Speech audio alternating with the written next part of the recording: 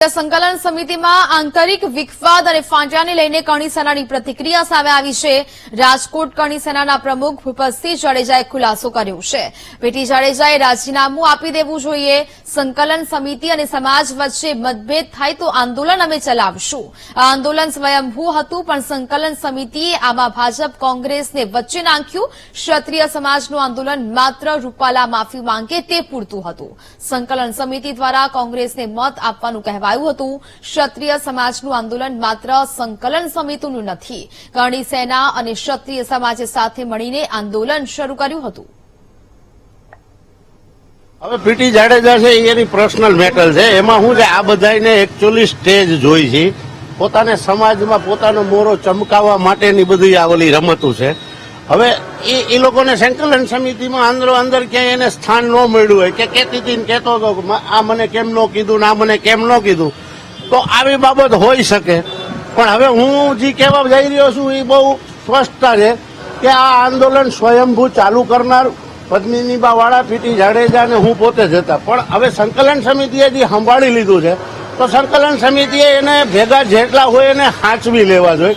પણ સંકલન સમિતિ એવું વિચારે છે કે આ યોગ્ય બોલતા નથી, કે આ છે તે છે, કે જે કઈ ઝીણા ઝીણા એના અંદરના વાંધા હોય એનાથી પીટી જાડેજાને ક્યાંય આગળ રાખતા હોય તો આ દુઃખ એને પીટી જાડેજાને થયું હોય। પણ હવે આ તો બધું એવું છે કે માણસને પોતાની જયારે પોતાની અંદરની ઓલી હોય કે મારો ચહેરો ચમકાવે, તો આ તો સમાજનું સંમેલન છે ભાઈ, સમાજનું આંદોલન છે। આમાં કોઈ પોતપોતાના ચહેરા ચમકાવવાની જરૂર નથી।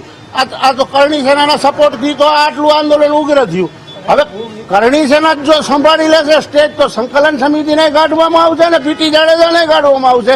કારણ કે આવી રીતે વિખવાદ કરીને સમાજને માંડ બહુ મુશ્કેલથી સમાજ અમારો ભેગો થયો છે, તો એને તોડવાની કોશિશ છે આ તો બધી, કે હવે આવી રીતે વાંધા વચકા કરે ને સમાજનું ક્યાંય મનોબળ તૂટે।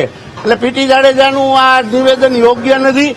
એને જે કરવું હોય તો એને જાહેરમાં ન કરવું જોઈએ, એને શાંતિથી નીકળી જવું જોઈએ, બાકી આવી રીતે ન એને કરવું જોઈએ।